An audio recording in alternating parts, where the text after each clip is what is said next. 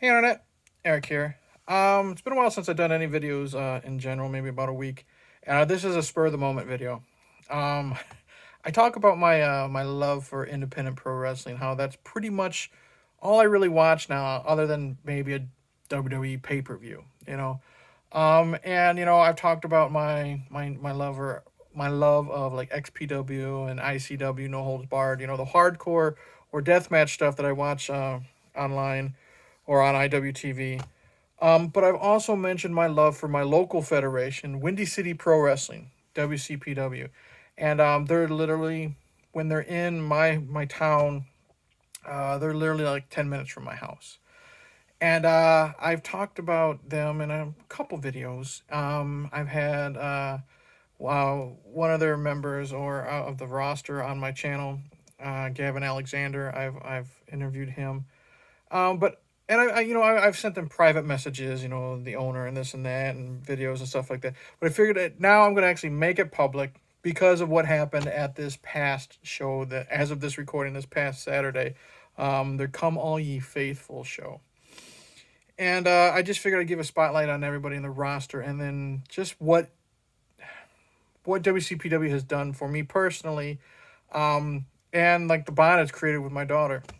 I guess totally unplanned, unscripted, so I'm just shooting from the hip. I've been a wrestling fan since I remember the first time I watched a wrestling match. That I got into it. My dad was a big lover of wrestling. NWA, AWA, WCCW, WWF at the time. And I remember watching WrestleMania 6. My first match that remember ever seeing was the Colossal Connection losing the tag team titles to Demolition, and Andre the Giant, slapping Bobby Heenan and Haku trying to beat up Andre at the end of that. And I've been a fan ever since of wrestling in general. And it was like a bond that I had with my dad. Growing up, we wouldn't miss a Raw, we wouldn't miss a WrestleMania, that type of stuff. And then he sadly passed away. It'll be 3 years, I think, next month as of this recording. And my daughter, she watched it because I watched it. She didn't really care, but she watched it. Like she liked Finn Balor and she liked Shinsuke Nakamura just because their entrances, or she loved the Undertaker because he's been my favorite since he turned babyface against Jake the Snake. But she was never into it. And I remember the first time I went to the first WCPW show by myself. Yeah, and I think it was, I don't remember. Still, is it? Oh, Staying Alive, I believe it was. And then I brought my daughter to, I believe the next one was the Champion. I could be wrong. Anyways, the next one where big time fought Gavin Alexander.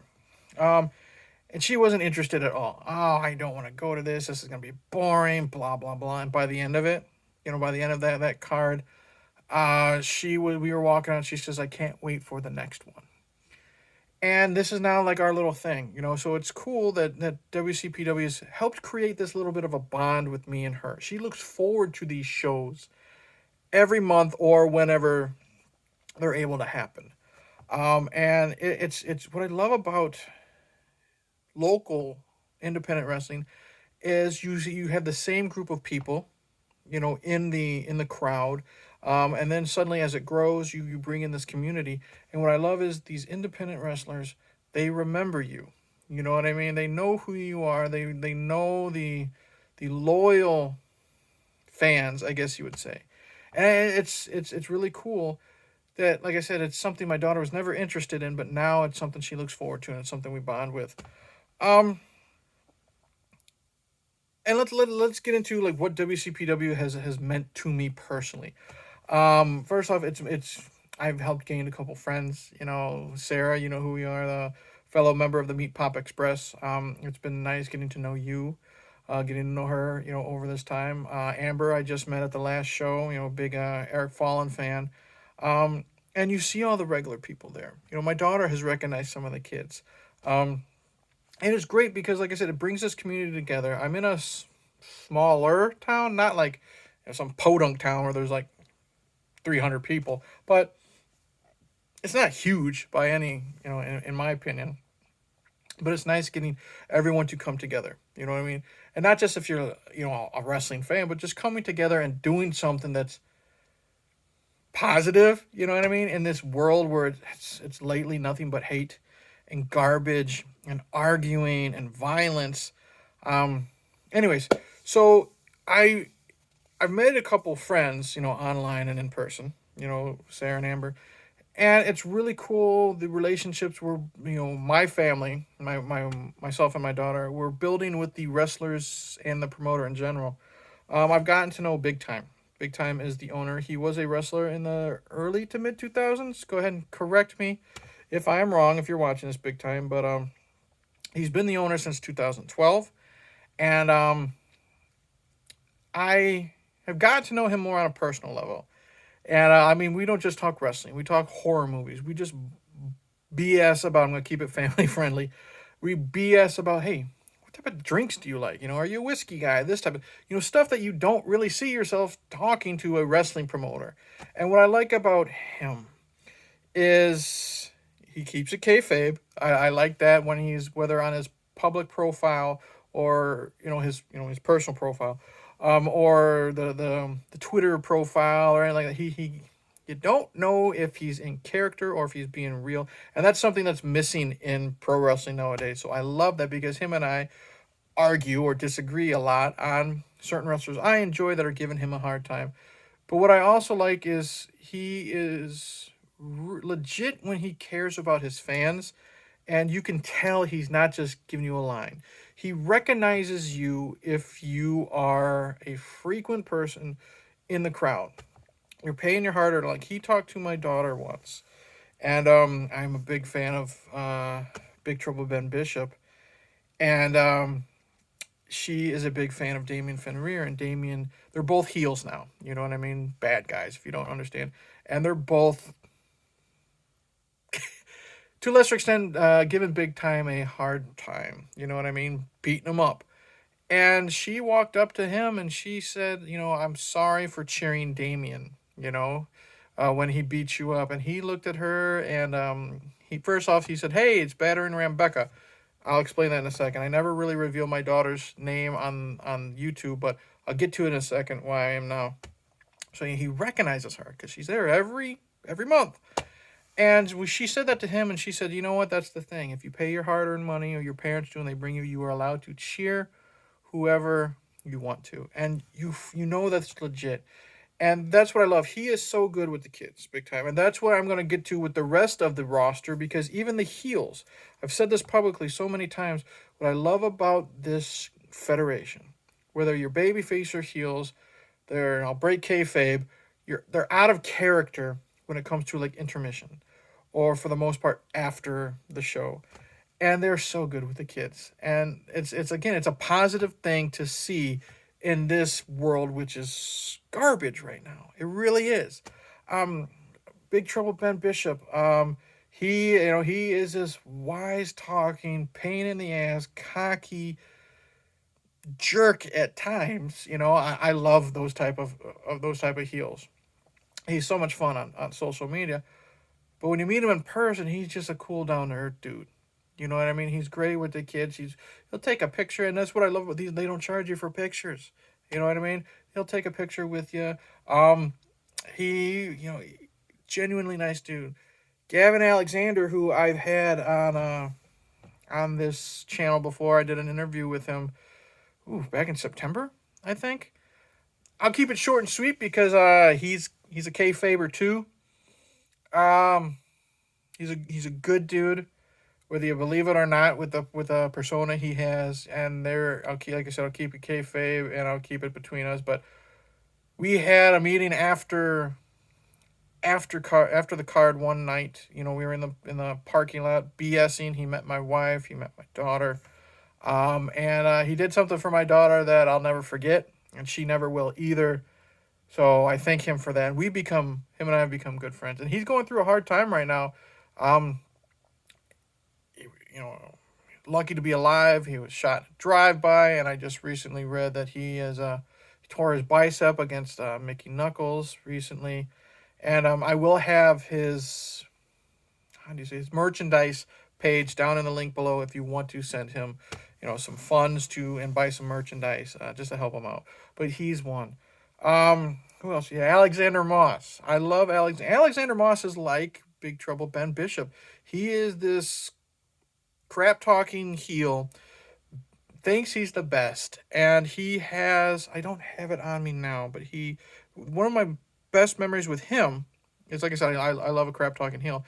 Is he was coming out during intermission, and earlier in the show there was like something about he had money in an envelope.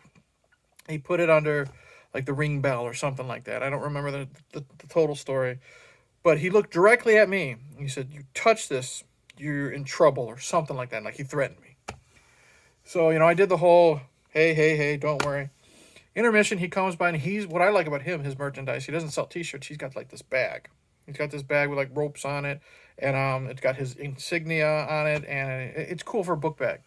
He comes by me, he says, "Hey, would you like to buy this? $10, blah, blah, blah," gives me his spiel. They got to make their money during intermission selling their merchandise. I looked at him like, "Hey, I'd love to, but you threatened me about the whole envelope thing." And he said, "You know what? What if I apologize?" So, having fun. He apologized. We paid for it. And then what I love about Moss is, again, he recognizes the loyalty. And he is so good with the kids, even when he's in character during the intermission. My daughter looked at him, and she said, I'm sorry for booing you, but it's a lot of fun to boo the bad guys." And he looked right at her and smiled. He said, "Well, I'll be your favorite bad guy." And she still remembers that. And then we just went this past Saturday. My daughter was holding up his book bag, and she was doing the thumbs down, and I was doing the thumbs up. So he looked right at us and smiled. He's so good with the kids, picking on them during intermission. Got other. Let's go with the Top Guns. Now Ryan Michaels is great. It's Ryan Michaels and Eric Fallon. Great tag team.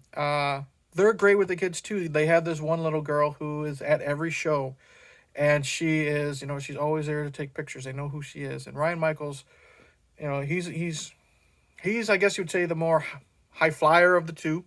He's smaller than Eric Fallon, because everybody's smaller than Eric Fallon, other than maybe Ben Bishop. And he's a legit nice guy. You can tell he loves dealing with the fans. You know what I mean? He loves the fact that it's the same kids all the time. And he was not at the October show because he had a loss in the family. So Eric Fallon had to take on two people. And I've shared this clip all over social media. And it was a no disqualification match, and he's beating up one of the guys on the outside, and he sets his opponent in a chair, and he yells, "I need a kid." Me being a wrestling fan, I know what this wrestling spot's going to be. My daughter runs up to the guardrail. He lifts her up, and she, she doesn't know what's going on, and he holds her up like this, holds her leg out, and he charges at his opponent, nails him in the face with a knee. Doesn't work. Okay, here we go again. Second time, knocks him over. My daughter had a blast. She couldn't stop talking about it. So we started up this nickname with her of Battering Ram Becca. And she just kept getting a kick out of it. So this past show, past Saturday, all on her own, she made her own sign that said Battering Ram Becca, had a little picture of a ram that she traced. We put it on social media. I tagged Eric. He loved it. With the little heart emoji and stuff like that. And then I still get a kick out of this because what he did was so cool. Top Guns come out. And Ryan Michaels walks around, does his thing. Eric comes out Eric's this big. So imagine this, Eric's like this big dude. He's got to be pushing 6'6", 6'8". And just 1 second. Sorry about that. I had a message I had to answer. Anyways, Eric Fallon, he's probably like 6'8". At least he looks like it. You know what I mean? So he's holding up my 11-year-old daughter, using her as a battering ram. So Ryan Michaels does this thing, and then Eric comes out. He's wearing this mask. They both wear these giant masks. And Becca's got her sign, holding it up. And what was cool is people already remembered her from the last show. Like she's waiting in line to get a hot dog or something. Like, oh, you weren't you the kid used as a battering ram? So again, these local people, these people in this community, they recognize all the regulars. So my daughter's getting kicked of being a local celebrity, as she says. But what's cool is Eric Fallon walks to her, sees her sign, he looks right at her, and he squats down. He points, because they do guns, Top Guns. He points right at her. He takes his mask off and he hands it to her, and points down to her, and she's getting a kick out of it. They have their match, great match, um, and they win. He comes out to her, and she's gonna hand the mask back, and he says, "No, that's for you." And look at this thing. It looks like it's something like, to me. I thought it was like kind of, it reminded me of the guy from Mad Max Fury Road. You know what I mean? But she's been obsessed with this thing ever since Saturday. The fact that he, like, I don't know if this was made. I don't know if he bought it at the store. Doesn't matter. Because the fact that he gave this to her, it meant the world to her, and it's really cool to see how great these wrestlers are. Like Eva Lise was their women's champion. Lost the belt, but she, as a heel, always makes time to take pictures with the kids. My daughter was pretty much the only one cheering for her because she's a bad guy. She remembered that when she took the picture. Damian Fenrir, he knows who she is. He is her favorite wrestler. I'll get back to Eric in a second.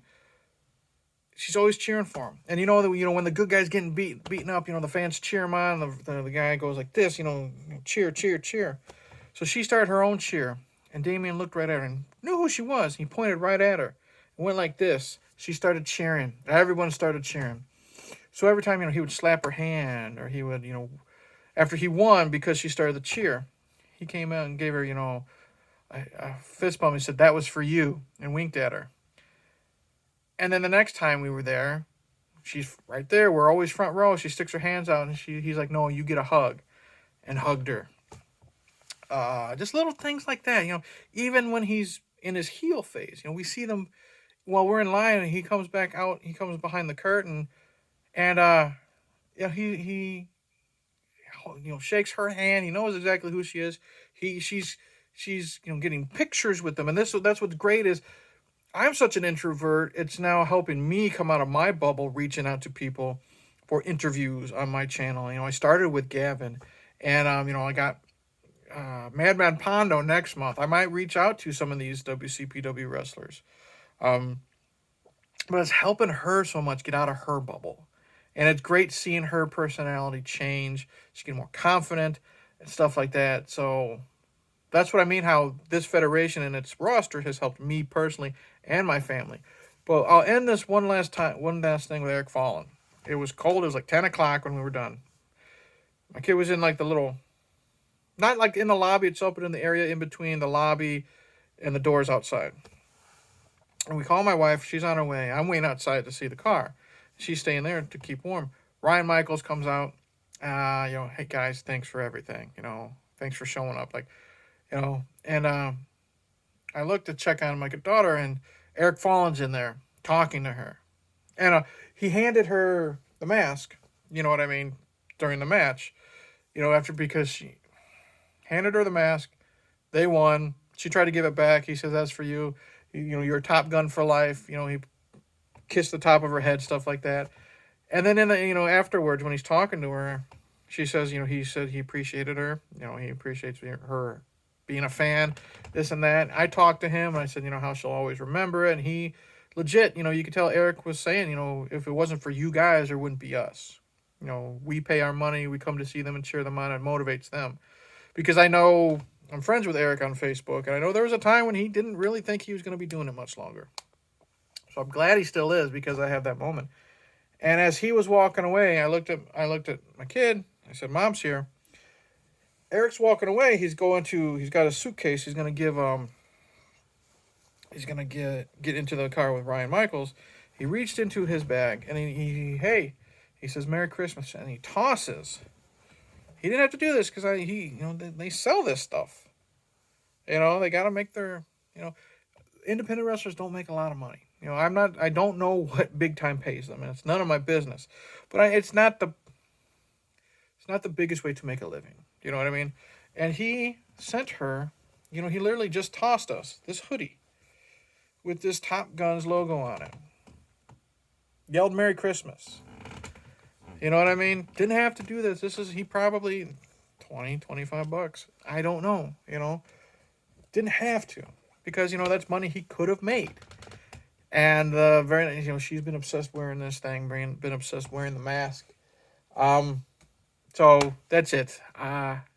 Just a very special moment that her and I shared this past Saturday, thanks to Eric Fallon and all the WCPW roster, big time, everyone. And I just wanted to give a shout out to everyone that I've met and become friends with, or have just, affected me in some way because of how good these people are to their fans. You know what I mean? And that's why I've always said support local independent wrestling, because they're human beings just like you and I, trying to make a living in this cutthroat world of pro wrestling. And when it's more local and more independent as it can be, I'm not knocking WCPW because it's starting to grow now. He big time made a big deal about their first post-COVID show. They had 30 people in the crowd because I think they had to switch venues or something. 30 people. And this past Saturday, he didn't have, as of this recording, he didn't have the ticket sales yet, but he said it was near 300. It's growing and growing and growing, and that's what's great. I love to see that. And I love the loyalty and appreciation that the people putting this event together has for the fans. So that's it. I just wanted to shout out everybody I've met, all the wrestlers, fans, promoters, everyone involved with WCPW, and just say thanks. That's it. So that's it. Like and subscribe, comment below, anything you want to talk about, independent wrestling, whatever, all that jazz. Yeah, like I said, shooting from the hip, and again, support local independent wrestling. It's a good thing in this world. Cheers.